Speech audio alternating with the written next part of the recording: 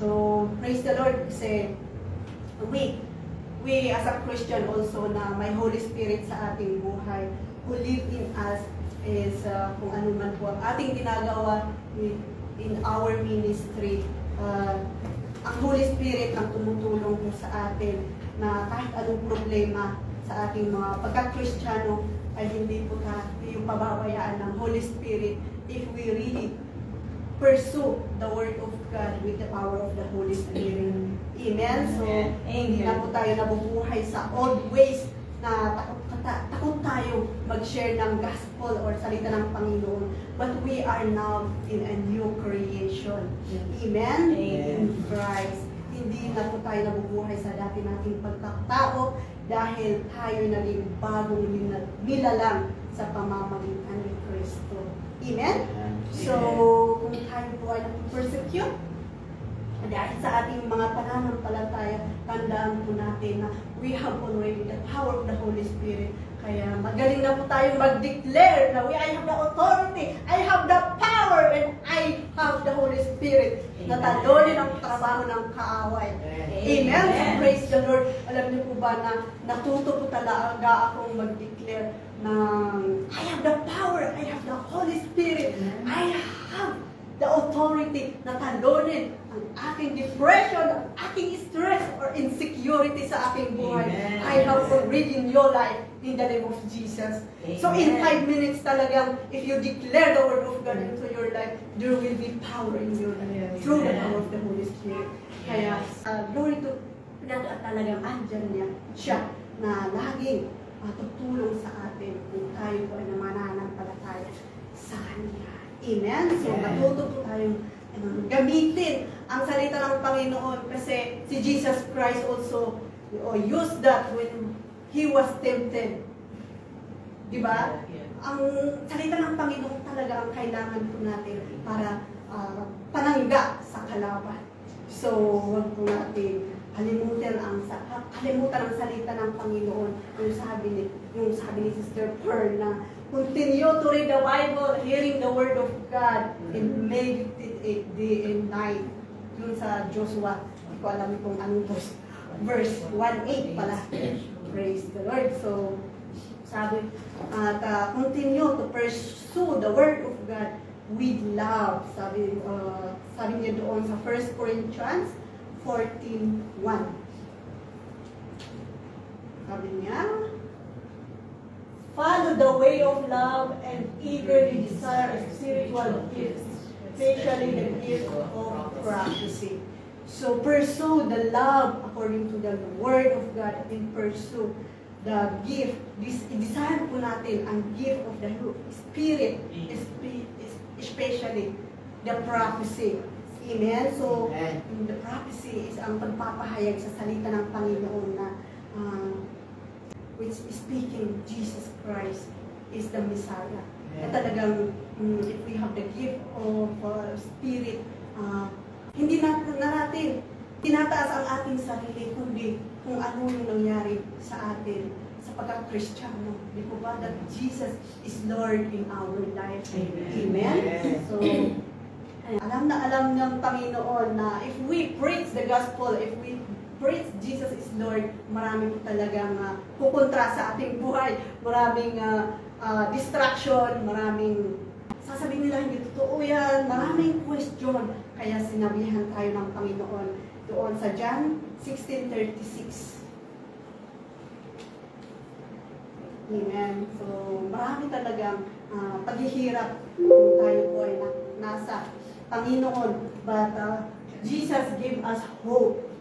36. Basahin ko po na. I have told you these things so that in me you may have peace. In this world you will have trouble, but take heart, I have overcome the world. Amen? So praise the Lord. So kahit anong mangyari sa atin, basta alam po natin yung tama, we have peace in our life and we continue to proclaim that Jesus is Lord in our life. Amen? So sabi niya na be strong because I have already conquered the world. I have victory. It is finished. So, we claim also that ang paghihirap ay it is finished in our life. Amen? Kaya ang isa lang talaga ang solusyon sa ating paghihirap, kundi si Jesus Christ. Talagang dapat siyang kilalanin at siya ay mahalin at purihin.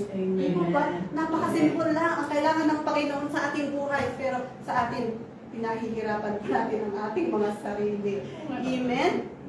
So, dahil sa ating mga pansariling desisyon, we ignore kasi may mga sarili po tayong agenda. Amen? Yung hinahayaan natin na mawala ang ating, sometimes hinahayaan po natin na mawala ang ating lakas, na naririnig din natin kay Sister Fern na huwag niyong hayaan na kayo magkasakit or lumpo na tayo bago kayo mag-surrender pa. Habang malakas po tayo, let's continue looking, pursuing Jesus Christ as our Lord and Savior. At gamitin po natin ito para ma-enlighten, may encourage din ang ating mga kasama or yung mga pamilya po natin na hindi pa nakilala ang tunay na ang tunay na death and burial ni Jesus Christ sa kanilang buhay.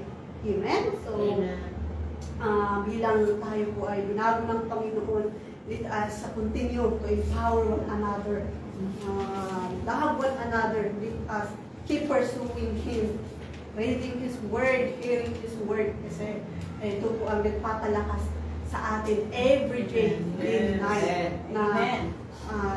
Nowadays, hindi po natin alam kung sino ang ating mga kalaban. It may be our leader, our family, our friends, kapwa mananampalataya.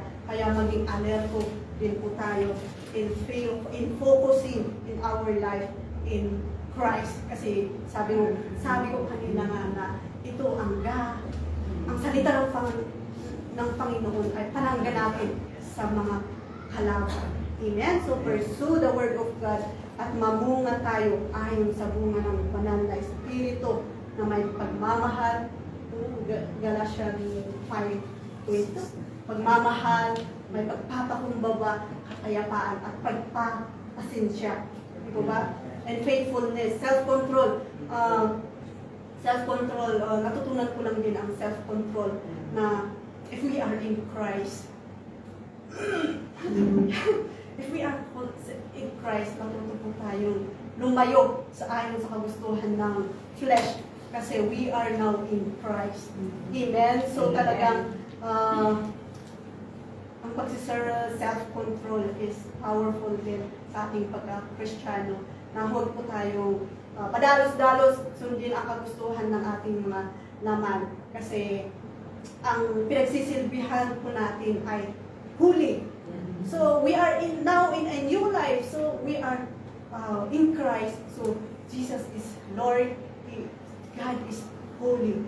So kailangan i-practice din po natin yung self-control sa ating mga sarili at hamunghian ang trabaho ng kaaway at mahalin ang salita ng Panginoon. Amen? So, praise the Lord. So, i-check po natin ang ating mga puso kung ano ang espiritu na nakatira dyan, masama ba or mabuti. Amen? So, reflect din pag may time. reflect din pag may time. Amen? So, focus po tayo in loving God at lumago tayo as a body of Christ. Na agsisinakit tayo, tapno adda iti ragsa tayo mang-share iti gospel. Amen? So, sana ang ating buhay ay hindi nakakatisod sa ating kapwa mananampalataya, but ang nare-reflect natin ay si Jesus Christ. Kasi we claim that our head in our life is Jesus Christ. Amen? So, praise the Lord. So, alam po natin na without Christ in our life, nakakalungkot po talaga. There is no satisfaction, di ba? So, there is no peace. Kaya if we, now that we know that Jesus Christ give peace, satisfaction, He redeemed us, we proclaim to other people. Huwag po tayong mahiya. Amen? So, gawin niyo, maging kalakasan po natin kung paano natin natanggap si Jesus Christ. Yun po ang isipin po natin. Di po ba? Kasi before, talaga, malungkot ang buhay ko nung wala pa si Jesus Christ sa ating buhay. But because of Jesus Christ, naging may buhay. may kulay. Praise the Lord. Hallelujah. Amen. So, praise the Lord. Hallelujah. Thank you for the Holy Spirit. So, we believe in the name of Jesus that there is power, there is healing, and there is life, there is peace, there is love. So, let's continue loving one God and loving one another. Amen. So, praise the Lord. Yung lamang po, praise the Lord. Thank you, Jesus. Hallelujah. So, tayo po ay manalangin. Hallelujah, Jesus. Oh, Shikarabaya, Shandaraya, Shandaraya. Oh, Shikarabaya, Shandaraya, Shandaraya. Oh, hallelujah. Yes, Lord. Parabot yung managayat ng Diyos may. Yes, Lord, once again, thank you for loving us, O Lord. Thank you for saving us in our sin, O Lord. Salamat, O Lord. At kami po ay ginago mo. At kami po, O Lord, at andito po kami para ikaw ang aming pagsilbihan at pagpatulog. We pray na patuloy mo po kaming gabayan dahil hindi po namin kayang gawin ang lahat ng pinapagawa mo sa amin kung wala ka sa amin. So we ask your help. We ask your help, O Lord. We ask your guidance, O Lord. We ask your direction into our life, God. Cover us and protect us that we will use our knowledge and wisdom about you to proclaim that you are the Lord and the King of Kings into the whole world. In Jesus' name. Yes. Ano man po ang problema na aming tinatahak dito sa mundo ito, you have promised us, you give us hope that we will not fear, but we will become a conqueror, we will become victorious because ikaw ang aming Diyos na victorious God sa aming buhay. Help continue, O Lord, and protect us with your holy blood that we will never forget kung ano man po, kung paano kami nagsimula sa iyo, but we will more continue bigger and bigger about your name into our life in the name of Jesus. Oh, hallelujah. Continue, O Lord, na palawakin mo ang aming nalalaman sa iyo at maging deeper po kami sa aming panalangin sa iyo. Maging ang pagmamahal po namin sa iyo ay magiging deeper dahil ito lamang po ang aming panghahawakan pagdating ng pagkapighatian sa aming buhay. Thank you. We continue to bless each and everyone wherever we are useful according to your glory. In the name of Jesus. Amen. Amen.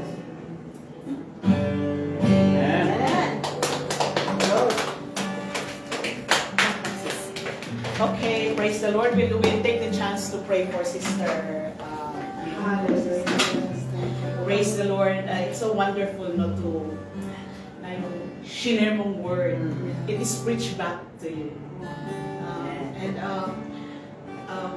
I remember that trip to Jerusalem anniversary. It was so clear to me na we will celebrate the anniversary in Jerusalem at that time. And I just obeyed. And then, at the end, I said, parang nagsayang lang kaya tayo ng pera. Kasi free yun eh. But you know what? After the anniversary, there were testimonies. Yung mga nag-share na nabuksan yung mga mata nila. And what better way talaga to preach the gospel kundi yung places wherein it was said. Yung words in the Bible were said. And this is the perfect opportunity for us na people from Canada, people from Britain, people from the Philippines, all over the world cannot do. But only the people who are in Israel can do. Hindi na tayo kailangan ng background because there is the background presented. And this is one of the product of that trip in Jerusalem. And praise God that hindi man natin nakikita yung product yung ginagawa natin right away, but in God's own perfect time. Talagang ano. And we are, Brother Richard, Sister Yoli, also si Sister Bridget, who have been encouraging this person, who have brought this one in this place. You have a part in the life of Sister Yoli as to who she will become someday. Hindi natin alam.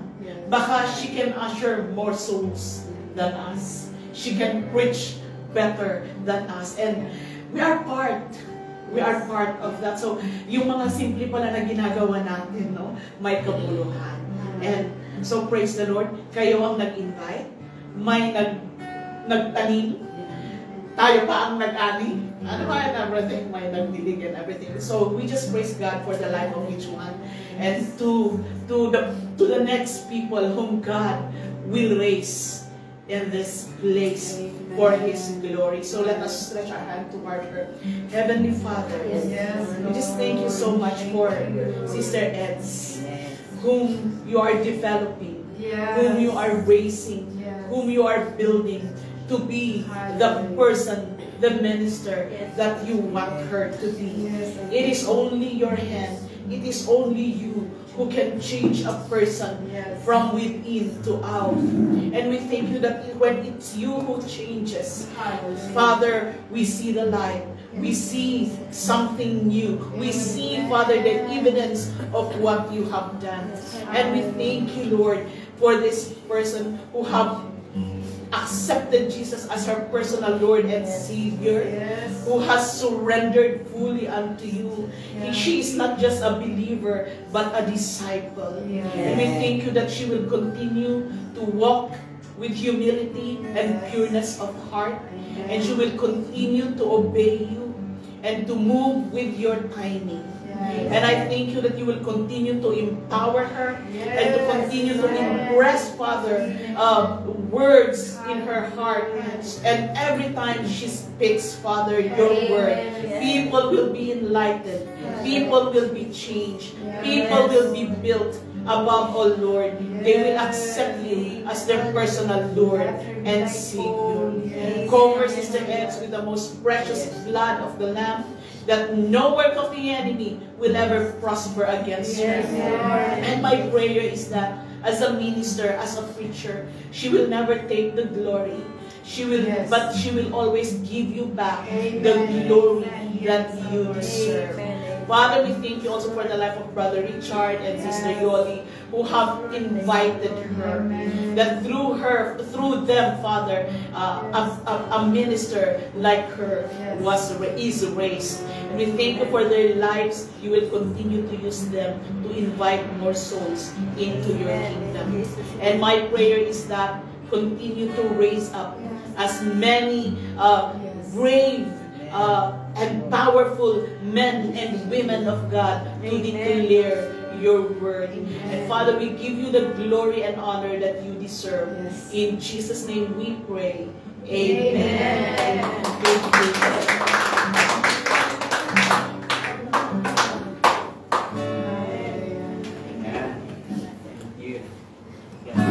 Praise the Lord, because our God is good, amen.